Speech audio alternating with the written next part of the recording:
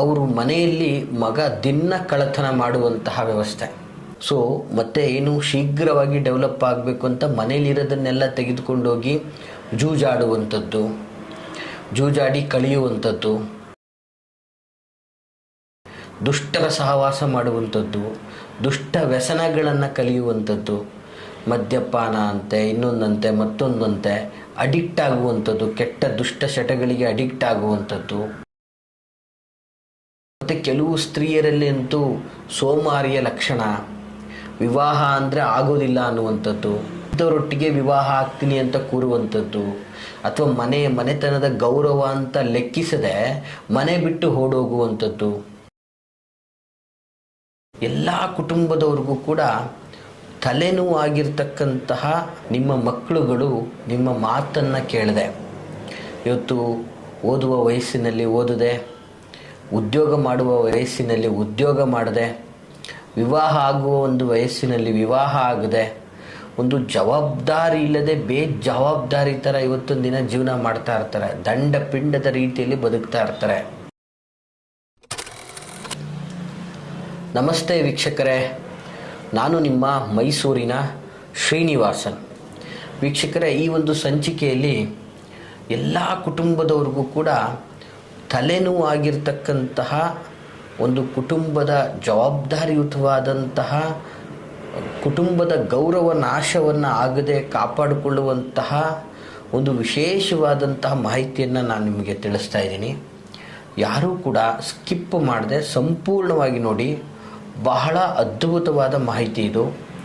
ಏನಪ್ಪ ಮಾಹಿತಿ, ಯಾವ ವಿಷಯದ ಮಾಹಿತಿ ಅಂತಂದರೆ, ಇವತ್ತು ಸಾಮಾನ್ಯವಾಗಿ ನಿಮ್ಮ ಮಕ್ಕಳುಗಳು ನಿಮ್ಮ ಮಾತನ್ನು ಕೇಳದೆ, ಇವತ್ತು ಓದುವ ವಯಸ್ಸಿನಲ್ಲಿ ಓದದೆ, ಉದ್ಯೋಗ ಮಾಡುವ ವಯಸ್ಸಿನಲ್ಲಿ ಉದ್ಯೋಗ ಮಾಡದೆ, ವಿವಾಹ ಆಗುವ ಒಂದು ವಯಸ್ಸಿನಲ್ಲಿ ವಿವಾಹ ಆಗದೆ, ಒಂದು ಜವಾಬ್ದಾರಿ ಇಲ್ಲದೆ ಬೇಜವಾಬ್ದಾರಿ ಥರ ಇವತ್ತೊಂದು ದಿನ ಜೀವನ ಮಾಡ್ತಾ ಇರ್ತಾರೆ. ದಂಡ ಪಿಂಡದ ರೀತಿಯಲ್ಲಿ ಬದುಕ್ತಾ ಇರ್ತಾರೆ.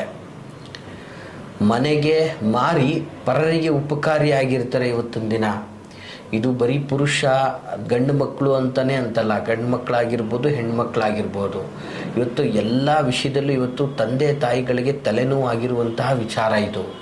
ಇವತ್ತು ಅವರುಗಳು ಬೆಳೆದು ದೊಡ್ಡವರಾಗಿ ಒಳ್ಳೆಯ ವ್ಯವಸ್ಥೆಗೆ ಹೋಗಲಿ ಅಂತ ತಂದೆ ತಾಯಿಗಳು ಕನಸನ್ನು ಕಟ್ಟಿರ್ತಾರೆ. ಹಾಗಾಗಿ ಅವ್ರಿಗೆ ವಿದ್ಯೆ ಕೊಡ್ತಾರೆ, ಬುದ್ಧಿ ಕೊಡ್ತಾರೆ, ಜ್ಞಾನ ಕೊಡ್ತಾರೆ, ಎಲ್ಲ ಕೊಡ್ತಾರೆ. ಅದರಲ್ಲಿ ಕೆಲವು ಜನ ಬುದ್ಧಿವಂತರಾಗ್ತಾರೆ, ಕೆಲವು ಜನ ದಡ್ಡರಾಗ್ತಾರೆ, ನಾನಾ ವ್ಯವಸ್ಥೆಗಳಾಗ್ತದೆ. ಇವತ್ತೊಂದು ದಿನ ನಾವು ಬಹಳ ಜನಗಳಲ್ಲಿ ಹೀಗೆ ಒಂದು ಎಕ್ಸಾಂಪಲ್ ಹೇಳಬೇಕಂದ್ರೆ, ಒಂದು ಕುಟುಂಬ ಬರ್ತದೆ, ಅವರು ಮನೆಯಲ್ಲಿ ಮಗ ದಿನ ಕಳ್ಳತನ ಮಾಡುವಂತಹ ವ್ಯವಸ್ಥೆ ನೋಡಿ. ಜ್ಞಾನವಂತನಾಗಿ ಬುದ್ಧಿವಂತನಾಗಿ ಮನೆಯಲ್ಲಿರೋದನ್ನೇ ಕಳ್ಳತನ ಮಾಡುವಂಥದ್ದು ಅಂದರೆ ಹೇಗೆ? ಸೊ ಮತ್ತೆ ಏನು ಶೀಘ್ರವಾಗಿ ಡೆವಲಪ್ ಆಗಬೇಕು ಅಂತ ಮನೆಯಲ್ಲಿರೋದನ್ನೆಲ್ಲ ತೆಗೆದುಕೊಂಡೋಗಿ ಜೂಜಾಡುವಂಥದ್ದು, ಜೂಜಾಡಿ ಕಳೆಯುವಂಥದ್ದು, ದುಷ್ಟರ ಸಹವಾಸ ಮಾಡುವಂಥದ್ದು, ದುಷ್ಟ ವ್ಯಸನಗಳನ್ನು ಕಲಿಯುವಂಥದ್ದು, ಮದ್ಯಪಾನ ಅಂತೆ, ಇನ್ನೊಂದಂತೆ, ಮತ್ತೊಂದಂತೆ ಅಡಿಕ್ಟ್ ಆಗುವಂಥದ್ದು, ಕೆಟ್ಟ ದುಷ್ಟ ಚಟಗಳಿಗೆ ಅಡಿಕ್ಟ್ ಆಗುವಂಥದ್ದು, ಸಹವಾಸಗಳು ಕೆಟ್ಟ ರೀತಿಯಲ್ಲಿ ಹೋಗುವಂಥದ್ದು.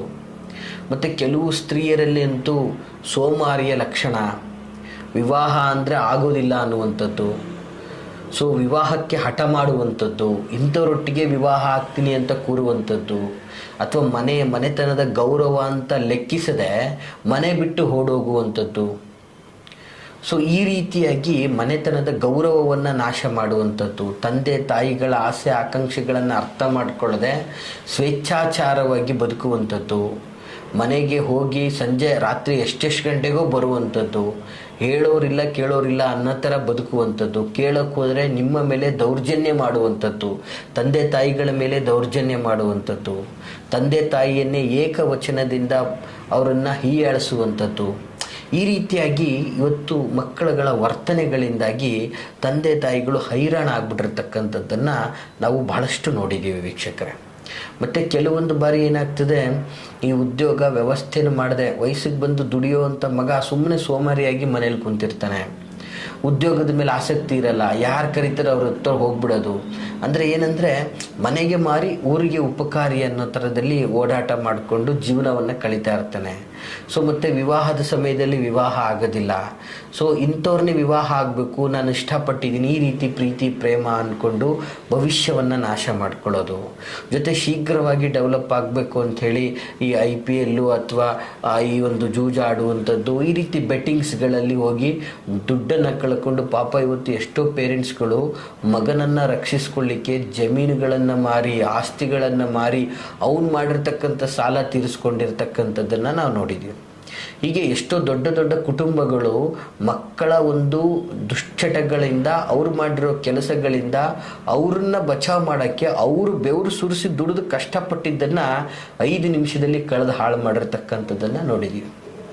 ಇವತ್ತು ದುಡ್ಡಿನ ಬೆಲೆನೇ ಗೊತ್ತಿಲ್ಲದೆ ಸುಮ್ಮನೆ ಏನು ಬೇಕತ್ತೆ ಖರೀದಿ ಮಾಡುವಂಥದ್ದು, ಫ್ಯಾಷನಬಲ್ ಲೈಫನ್ನು ಮಾಡ್ತಾ ತಿರುಗಾಡುವಂಥದ್ದು, ಶೋಕಿಗಳನ್ನು ಮಾಡೋದು, ಯಾವುದ್ಯಾವುದು ಬರುತ್ತೆ, ಗಾಡಿಗಳು ಬೇಕು, ಇಂಥದ್ದೇ ಬೇಕು, ಅಂಥದ್ದೇ ಬೇಕು, ಕಾರ್ಗಳಲ್ಲಿ ಓಡಾಡಿ, ಈ ರೀತಿಯಲ್ಲಿ ದುಡಿಲಿಕ್ಕೆ ಅವರ ಒಂದು ಸ್ವತಂತ್ರವಾಗಿ ಅವ್ರ ಕಾಲ ಮೇಲೆ ಅವ್ರು ನಿಂತ್ಕೊಳ್ಳಿಲ್ಲ ಅಂದರೂ ಕೂಡ ತಂದೆ ತಾಯಿ ಮಾಡಿರ್ತಕ್ಕಂಥದ್ದನ್ನು ತೆಗೆದುಕೊಂಡು ಶೋಕಿ ಮಾಡಿ ಹಾಳು ಮಾಡುವಂತಹ ವ್ಯಕ್ತಿತ್ವಗಳು. ಹೀಗೆ ಬಹಳ ರೀತಿಯಲ್ಲಿ ತುಂಬಾ ಒಂದು ರೀತಿ ಅಂತ ಅದನ್ನ ಏನು ಹೇಳ್ತೀವಿ, ಹಠ, ನಾನತ್ವ, ಸೊಕ್ಕು.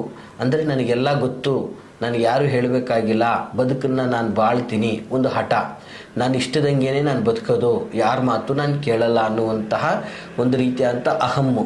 ಈ ಥರದ ಒಂದು ವ್ಯಕ್ತಿತ್ವದವರನ್ನು ಕಂಟ್ರೋಲ್ ಮಾಡೋಕ್ಕಾಗದೆ ತಂದೆ ತಾಯಿಗಳ ಗೌರವ ನಾಶ ಆಗಿ ಇವತ್ತು ತುಂಬ ಹೈರಾಣಾಗಿರ್ತಕ್ಕಂಥದ್ದನ್ನು ನಾವು ಗಮನಿಸಿದ್ದೀವಿ ವೀಕ್ಷಕರೇ. ಇಂತಹ ಸಮಸ್ಯೆಗಳನ್ನು ಸರಳವಾಗಿ ತುಂಬ ಅದ್ಭುತವಾಗಿ ಪರಿಹಾರವನ್ನು ಮಾಡಿಕೊಳ್ಳೋದಕ್ಕೆ ಬಹಳ ಸುಲಭವಾದಂಥ ಒಂದು ತಂತ್ರವನ್ನು ಹೇಳ್ತಾ ಇದ್ದೀನಿ ವೀಕ್ಷಕರೇ. ದಯಮಾಡಿ ನೋಟ್ ಮಾಡ್ಕೊಳ್ಳಿ, ಇದು ಬಹಳ ಪವರ್ಫುಲ್ ಆದಂತಹ ತಂತ್ರ ವೀಕ್ಷಕರೇ. ಈ ಥರ ಎಷ್ಟೋ ಕುಟುಂಬಗಳು ಬಂದು ಕಣ್ಣೀರಿಟ್ಟಿರೋದ್ರಿಂದ ಈ ಒಂದು ಸಮಸ್ಯೆಗೆ ಸಂಬಂಧಪಟ್ಟ ಹಾಗೆ ನಾನಿವತ್ತು ಕಾರ್ಯಕ್ರಮವನ್ನು ಮಾಡ್ತಾ ಇರ್ತಕ್ಕಂಥದ್ದು ವೀಕ್ಷಕರೇ.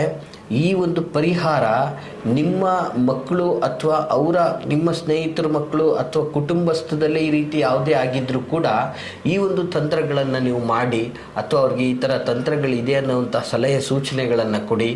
ಖಂಡಿತವಾಗಿ ಇದು ತುಂಬ ವರ್ಕ್ ಆಗುತ್ತೆ, ತುಂಬ ಪವರ್ಫುಲ್ ಆದಂತಹ ತಂತ್ರ ಆಗಿರ್ತದೆ. ಏನಪ್ಪ ಒಂದು ತಂತ್ರ ಅಂತಂದರೆ ನೋಟ್ ಮಾಡ್ಕೊಳ್ಳಿ ವೀಕ್ಷಕರೇ, ಬಹಳ ಸುಲಭವಾದಂತಹ ತಂತ್ರ.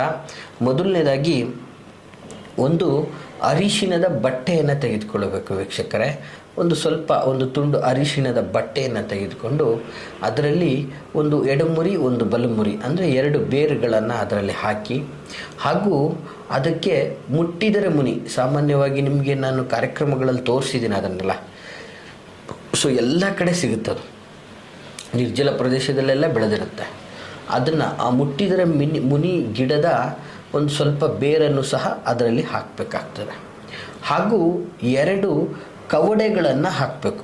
ಆ ಹಳದಿ ಬಟ್ಟೆಯಲ್ಲಿ 2 ಎಡಮುರಿ ಮತ್ತು ಬಲಮುರಿ ಮತ್ತು ಮುಟ್ಟಿದರೆ ಮುನಿ ಗಿಡ ಹಾಗೂ 2 ಕವಡೆ, ಇಷ್ಟನ್ನು ಹಾಕ್ಬಿಟ್ಟು ಅದರ ಜೊತೆಗೆ ಒಂದು ತಾಮ್ರದ ತಗಡನ್ನು ತೆಗೆದುಕೊಂಡು ಆ ತಗಡಲ್ಲಿ ಓಂ ಕ್ಲೀಂ ಹುಂ ಮತ್ತು ಯಾರು ಹುಡುಗನ ಹೆಸರು ಅಥವಾ ಹುಡುಗಿ ಹೆಸರು, ಯಾರು ಈ ಥರ ಒಂದು ದುರಹಂಕಾರದಿಂದ, ಅಹಂಭಾವದಿಂದ ಅವರ ಜೀವನದ ಬದುಕನ್ನು ತಿಳ್ಕೊಳ್ಳದೆ, ಕುಟುಂಬದ ಗೌರವವನ್ನು ತಿಳ್ಕೊಳ್ಳದೆ, ಈ ರೀತಿ ಸ್ವೇಚ್ಛಾಚಾರವಾಗಿ ಒಂದು ರೀತಿಯಲ್ಲಿ ವರ್ತಿಸ್ತಾ ಇರ್ತಾರೋ, ದುಷ್ಟ ಚಟಗಳಿಗೆಲ್ಲ ದಾಸರಾಗಿ ದುಷ್ಟ ಸಹವಾಸಗಳಿಂದ ವ್ಯಸನಗಳಿಗಾಗಿ ಈ ರೀತಿಯೆಲ್ಲ ಮಾಡ್ತಾ ಇರ್ತಾರೋ ಅವರ ಹೆಸರುಗಳನ್ನು ಬರೆದು ಕುರು ಪಟ್ ಸ್ವಾಹ ನೋಡಿ, ಮತ್ತೊಂದು ಸಲ ಹೇಳ್ತಾ ಇದ್ದೀನಿ ವೀಕ್ಷಕರೇ.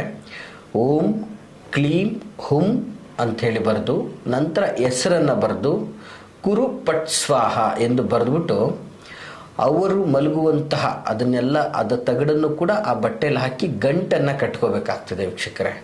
ಆ ಬಟ್ಟೆಯ ಗಂಟನ್ನು ಏನು ಮಾಡಬೇಕು, ಅವರು ಮಲಗುವಂತಹ ದಿಂಬಿನ ಅಡಿಯಲ್ಲಿ ಅಥವಾ ದಿಂಬು ಒಳಗಡೆ ಇದನ್ನು ಇಟ್ಬಿಟ್ರೆ ಸಾಕು.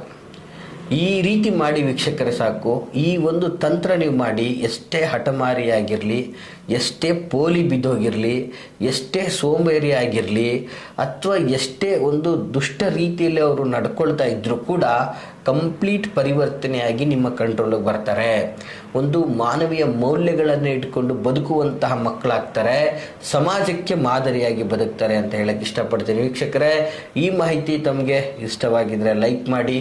ಹಾಗೆ ಯಾರೆಲ್ಲ ಈ ಥರ ಸಂಕಷ್ಟಗಳನ್ನು ಅನುಭವಿಸ್ತಾ ಇದ್ದಾರೋ ತಪ್ಪದೆ ಆ ಕುಟುಂಬಗಳಿಗೆ ಈ ಒಂದು ವಿಡಿಯೋಗಳನ್ನು ಶೇರ್ ಮಾಡಿ ಸಮಾಜಕ್ಕೆ ಸತ್ಪ್ರಜೆಗಳನ್ನು ತೆಗೆದುಕೊಂಡು ಬನ್ನಿ ಅಂತ ಹೇಳ್ತಾ ಎಲ್ರಿಗೂ ಕೂಡ ಶುಭವಾಗಲಿ. ಹಾಗೆ ನಿಮ್ಮ ಯಾವುದೇ ಥರದ ವೈಯಕ್ತಿಕ ವಿಚಾರಗಳನ್ನು ಮುಕ್ತವಾಗಿ ನಮ್ಮೊಟ್ಟಿಗೆ ಸಮಾಲೋಚನೆ ಮಾಡಬೇಕು, ಮಾತಾಡಬೇಕು ಅನ್ನುವಂಥದ್ದೇ ಆದರೆ ನಾವಿರುವಂತಹ ವಿಳಾಸ ವಿಜಯನಗರ 2ನೇ ಹಂತ KD ಸರ್ಕಲಲ್ಲಿ ನಮ್ಮ ಕಚೇರಿ ಇರ್ತಕ್ಕಂಥದ್ದು.